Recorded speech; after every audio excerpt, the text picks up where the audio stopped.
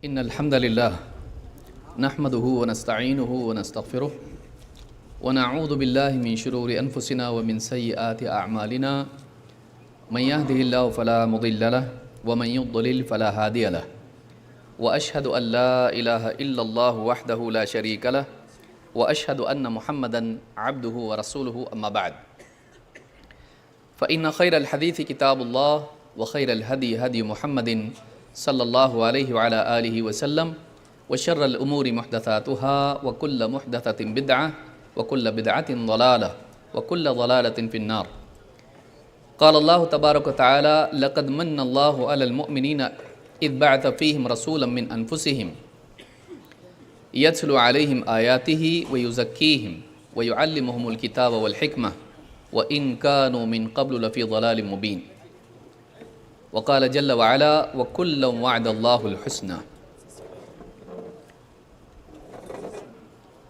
اس عظیم الشان اجلاس میں موجود موقر علماء کرام، اس بزم کو سجانے والے ہمارے ذمہ داران و متعاونین،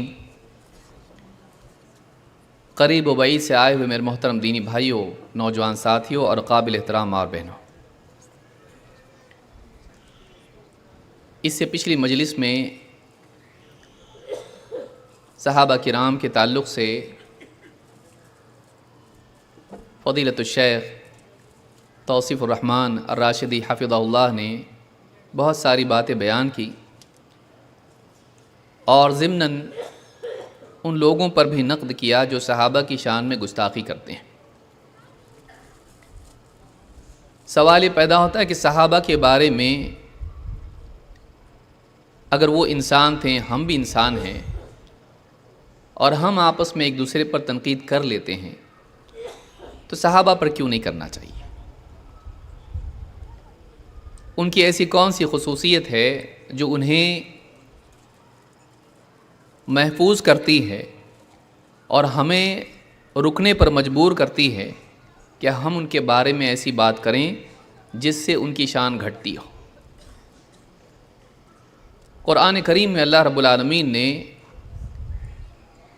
سورۃ الفتح میں یہ بات بیان کی کہ نبی کریم صلی اللہ علیہ وسلم کے ساتھی بنانے کے اعتبار سے اللہ تعالیٰ نے جو صحابہ کا انتخاب کیا، یہ ان کے پیدا ہونے سے پہلے تھا اور ان کا تذکرہ اللہ نے پچھلی کتابوں میں کیا۔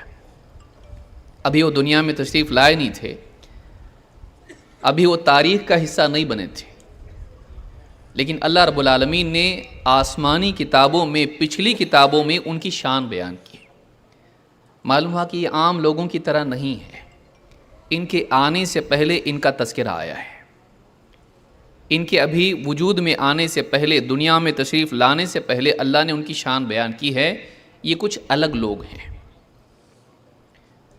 پھر سارے نبیوں کے امام محمد الرسول اللہ صلی اللہ علیہ وسلم، جو معراج کی رات بھی امام تھے اور قیامت کے دن میدان حشر میں بھی سید ولد آدم اور انبیاء کا پرچم لیے انہیں اپنی ماتحتی میں رکھنے والے ہیں کہ اسی پرچم کے نیچے، اسی جھنڈے تلے سارے نبی ہوں گے۔ ایسی عظیم الشان شخصیت جو جنت کا دروازہ کھلوائے گی، جس کا ساتھ دینے کے لیے، ایسی شخصیت کا ساتھ دینے کے لیے اللہ تعالیٰ نے صحابہ کرام کا انتخاب کیا، بلکہ اللہ تعالیٰ نے نبی کریم صلی اللہ علیہ وسلم پر احسان جتایا نصرت کے اعتبار سے، تو صحابہ کا تذکرہ بھی کیا۔ هو الذی ایدک بنصرہ وبالمؤمنین، یہ اللہ ہے جس نے اپنی نصرت کے ذریعے اور اہل ایمان کے ذریعے آپ کی تائید کی ہے۔ پہلے ایمان جنہوں نے براہ راست نبی کریم صلی اللہ علیہ وسلم کا تعاون کیا، آپ کی نصرت کی، وہ صحابہ تھے،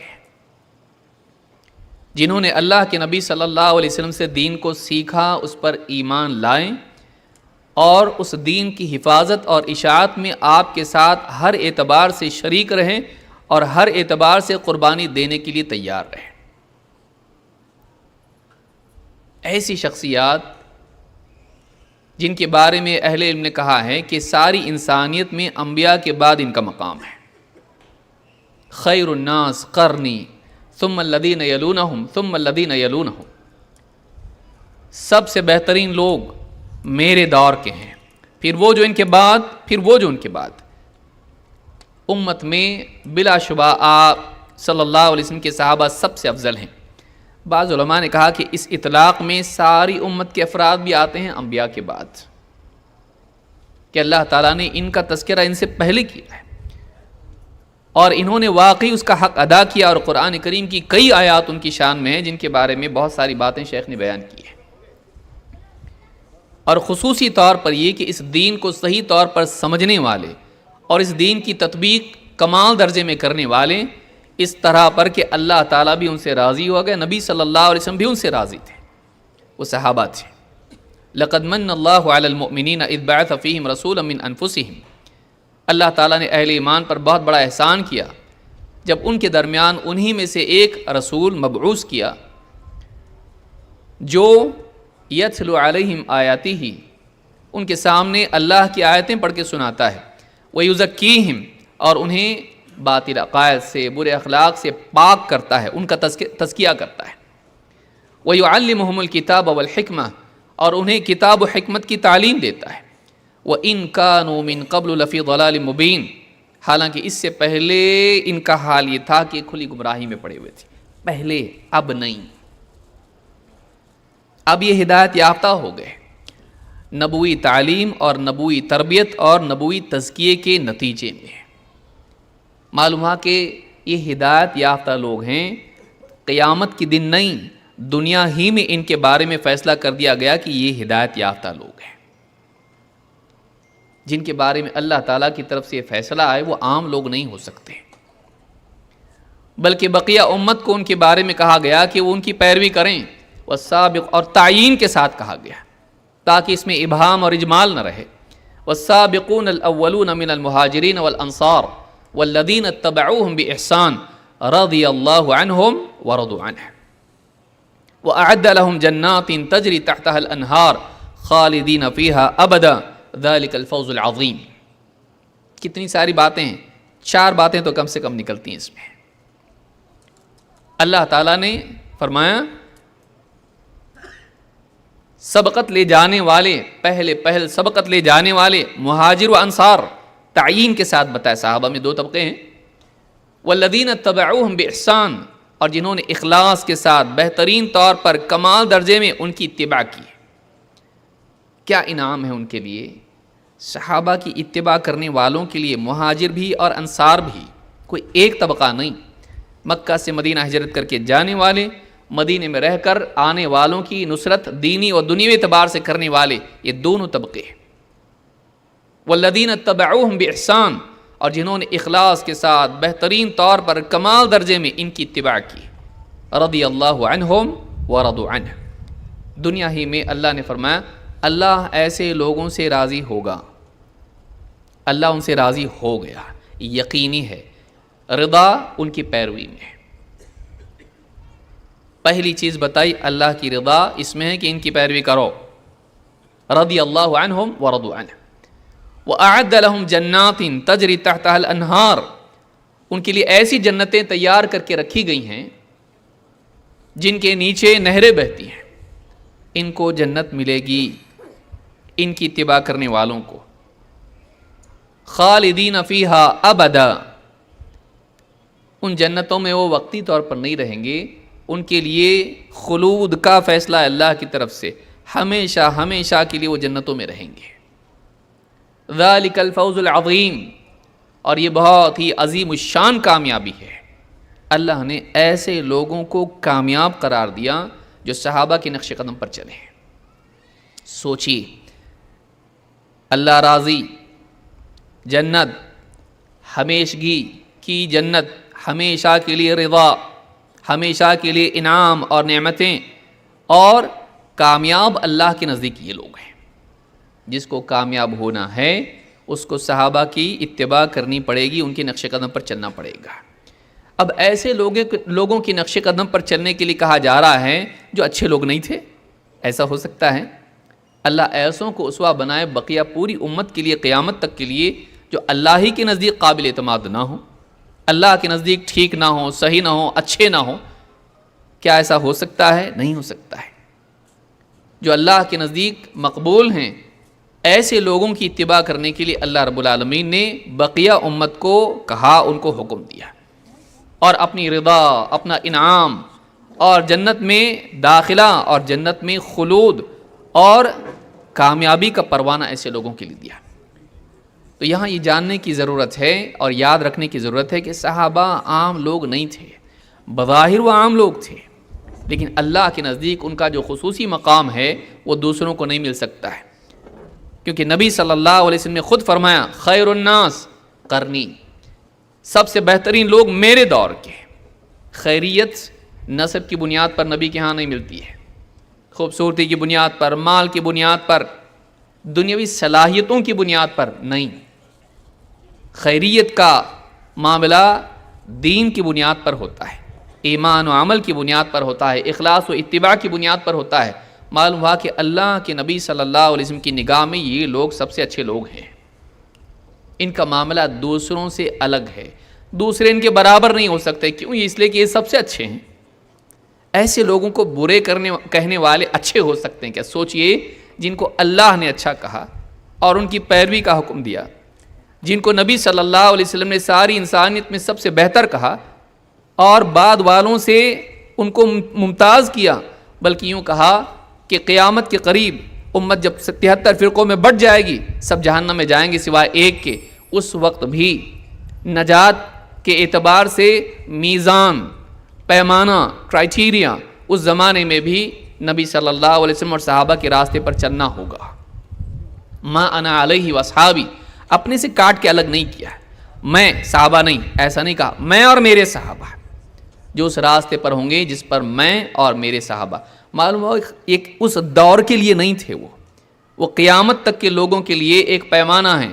اگر حق اور باطل کی تمیز کرنا ہے تو تم کو نبی صلی اللہ علیہ وسلم کی سنت کے ساتھ اس کے صحیح فہم اور اس کی عملی تطبیق کے لیے تم کو صحابہ کو دیکھنا پڑے گا۔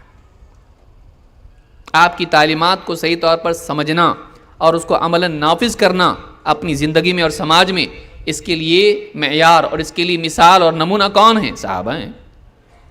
ان کو اگر برا کہا جائے، ان کی شان کو گھٹایا جائے، پورا دین مشکوک ہو جاتا ہے۔ لہٰذا اللہ کے نبی صلی اللہ علیہ وسلم نے اس سے منع بھی کیا، جیسا کہ آگے حدیثیں آئیں گے، اور ہمارا اس گفتگو میں یہی عنوان ہے، گستاخ صحابہ کا انجام۔ اللہ کے ہاں کیا، نبی صلی اللہ علیہ وسلم کے ہاں کیا انجام ہے، اس کا کیا مقام ہے، اس کی کیا حیثیت ہے۔ اور پھر ہم یہ بھی دیکھیں گے کہ مختلف ادوار میں ہمارے جو اسلاف ہیں، علماء ہیں، قابل اعتماد، چوٹی کے نام میں بڑی بڑی شخصیات ہیں، امت کیا مانتی آئی ہے صحابہ کے بارے میں۔ امت کے بڑے بڑے ائمہ کیا کہتے آئے ہیں کہ صحابہ کے بارے میں کچھ بھی بول سکتے ہیں، ان کی شان گھٹا سکتے ہیں، ان پر نقد کر سکتے ہیں، ان کے بارے میں اعتماد ختم کر سکتے ہیں، ان کے کردار پر، ان کے ایمان پر، ان کے اعمال پر تنقید کر سکتے ہیں۔ کیا ایسا ہم کر سکتے ہیں؟ یہ نہیں کر سکتے، کیونکہ بعد کے دور میں ایسے لوگ پیدا ہوئے، ہم رجال و نحن رجال، وہ بھی تو انسان تھے، ہم بھی انسان ہیں۔ مودودی صاحب جیسے کئیوں لوگ اس میں آئے۔ یہ کوئی بھی شخصیت تنقید سے بالا تر نہیں ہے، ہاں ان کی شخصیت ہے، ان پر تنقید کرو تو آپ دیکھیے تن بدن میں آگ لگ جاتی ہے ان کے ماننے والوں کی۔ کیا آپ تو بڑے فرقہ پرست ہو، ان پہ تنقید کرتے ہو، لیکن آپ صحابہ پہ کر سکتے ہیں، وہ چلتا ہے، آپ پر نہیں کر سکتے ہیں۔ جب آپ پر تنقید کی جائے، مودودی صاحب پر یا ان جیسے جتنے بھی لوگ، کسی ایک کے بارے میں نہیں کہہ رہا ہوں میں، یہ اصولی بات کر رہا ہوں، ان پر تنقید کی جائے تو فوراً لوگ کیا کہتے ہیں؟ آپ بڑے تنگ نظر ہو، آپ ان کی خدمات کو بھی دیکھیے نا۔ لیکن یہی قاعدہ صحابہ کے بارے میں بھول جاتے ہیں کہ ان کی خدمات اور آپ کی خدمات میں زمین آسمان سے بھی زیادہ فرق ہے۔ آپ کے بارے میں تو ابھی رضا کا پروانہ بھی نہیں آیا ہے، ان کے بارے میں اللہ کی طرف سے فیصلہ آ چکا ہے۔ آپ ان کے بارے میں وہ اصول کیوں نہیں اپناتے کہ اگر کچھ بشری تقاضے سے لغزشیں کسی انسان سے ہو بھی گئی ہوں تو اس کو نظر انداز کیا جائے۔ آپ اپنے بارے میں، آپ کے ماننے والوں کا قاعدہ یہ ہے، ان کی اتنی ساری خدماتیں دیکھیے، تفسیر لکھی اور کیا کچھ نہیں کیا، اور کچھ باتیں ہیں آپ اس کو پکڑ کے بیٹھ جاتے ہیں، اسی پر تنقید کرتے ہیں، جبکہ وہ بہت سنگین باتیں ہیں، چھوٹی نہیں ہیں۔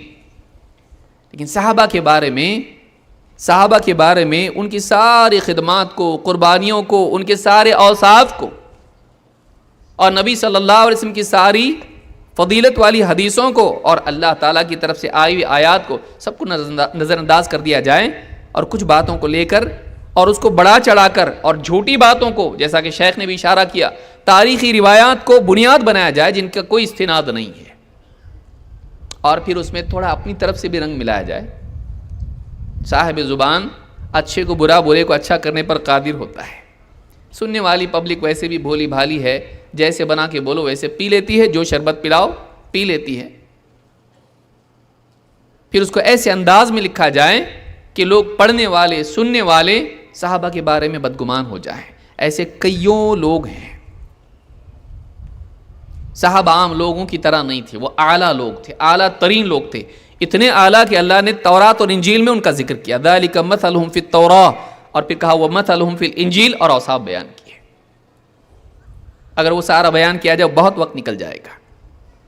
اجمالی بات اللہ نے ان کے بارے میں فرمائی، وَكُلًّا وَعَدَ اللَّهُ الْحُسْنَى، ان سب کے لیے، چاہے فتح مکہ سے پہلے مسلمان ہوئے ہوں اور قربانیاں دی ہوں، یا فتح مکہ کے بعد دین کے لیے خرچ کیا ہو اور قربانیاں دی ہوں اور دین کے لیے خدمات انجام دی ہوں، ان سب کے لیے وَكُلًّا وَعَدَ اللَّهُ الْحُسْنَى، ان سب کے لیے اللہ کا وعدہ الحسنہ کا ہے، جنت کا ہے۔